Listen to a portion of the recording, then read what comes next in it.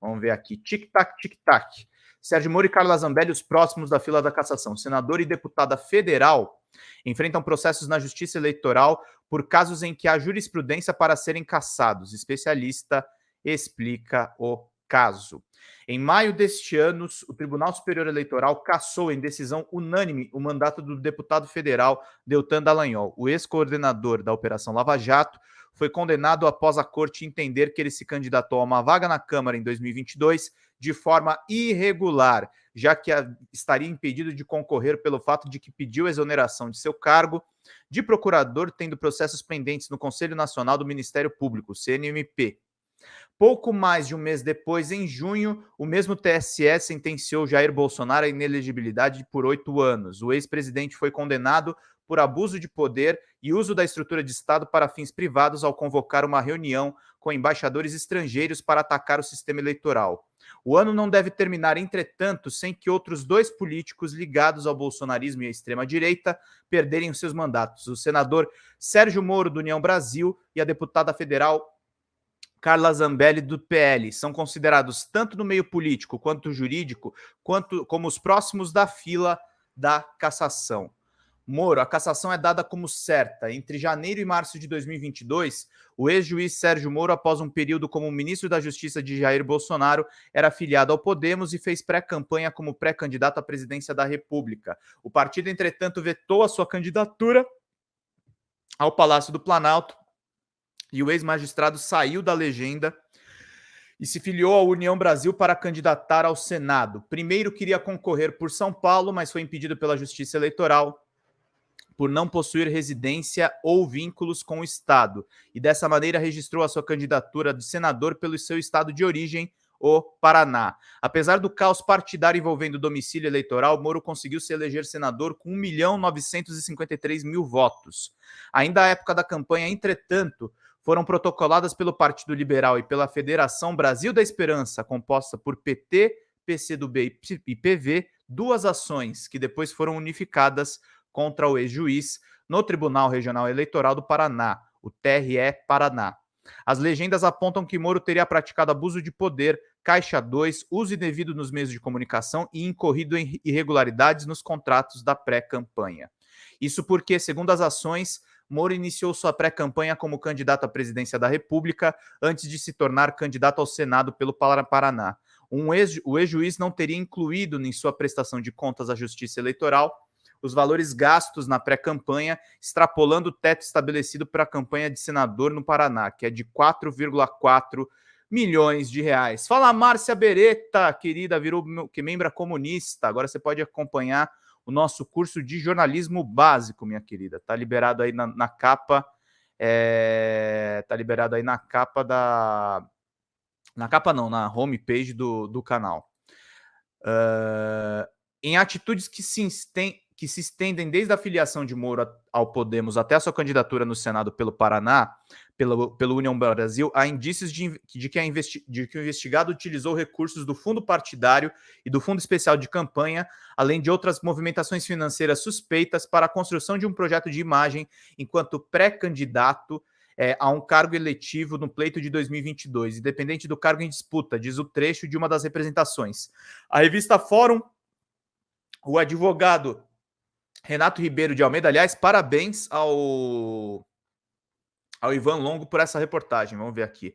A revista Fórum, o advogado Renato Ribeiro de Almeida, professor de Direito Eleitoral e coordenador acadêmico da Academia Brasileira de Direito Eleitoral e Político, a ABRADEP, avaliou que, de fato, Moro deve ser cassado pelo TRE-PR, visto que seu caso é parecido com da também ex-juíza e ex-senadora Selma Arruda, conhecida como Moro de Saias, cassada em 2019 pelo abuso de poder econômico e arrecadação ilícita de recursos na eleição de 2018. Eu entendo que o caso de Moro se assemelha muito ao caso da juíza Selma, por gastos vultuosos e desproporcionais na pré-campanha, configurando abuso de poder econômico. Então, hoje o senador se valeu de uma pré-campanha à presidência da República de grande visibilidade de gastos, que são gastos que ultrapassam muito aquilo que estava no teto para a campanha, ao Senado do Paraná, e, portanto, ele teve uma situação que é de abuso do poder econômico, explica Almeida. O especialista reforça que Moro ultrapassou os limites estabelecidos na legislação para os gastos de campanha e destaca que há jurisprudência farta sobre o assunto. Eu acredito que o Tribunal Regional Eleitoral do Paraná vai ser condizente com a jurisprudência do próprio tribunal e a jurisprudência do TSE. Eu entendo que não se trata de perseguição ao ex-juiz ou qualquer tipo de narrativa a esse respeito, mas sim a uma situação que é colocada de gastos a um candidato eleito que se valeu de recursos financeiros muito além daquilo que era possível para a natureza da campanha que ele acabou concorrendo e vencendo as eleições, emenda o advogado. Carla Zambelli, destino praticamente selado. A deputada federal Carla Zambelli, do PL, uma das maiores expoentes do radicalismo bolsonarista, enfrenta o mesmo problema. Para além dos processos que responde no âmbito criminal, como o que foi aberto após ela sacar uma pistola e perseguir um homem no meio da rua em São Paulo, na véspera do segundo turno da eleição de 2022, a parlamentar é alvo de 2 ações que tramitam no Tribunal Regional Eleitoral de São Paulo e que devem, após julgadas, resultar em sua cassação.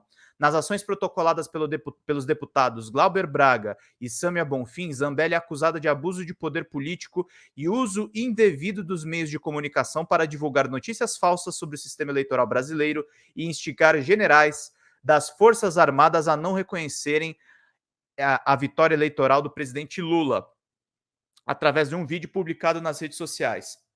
Na peça jurídica é destacado que a bolsonarista usou o expressivo alcance nas redes sociais para malferir instituições democráticas em troca de um protagonismo político conquistado sobre o primado da fraude e da desinformação. Superchat, gente, superchats para a gente fechar bem a nossa live. Precisamos da ajuda de vocês. Pedrinho, você tá com fome ou com sono? Você trabalha muito, menino. Já comi hoje, tô tranquilo, mas preciso da ajuda de vocês aqui para a gente fortalecer o canal.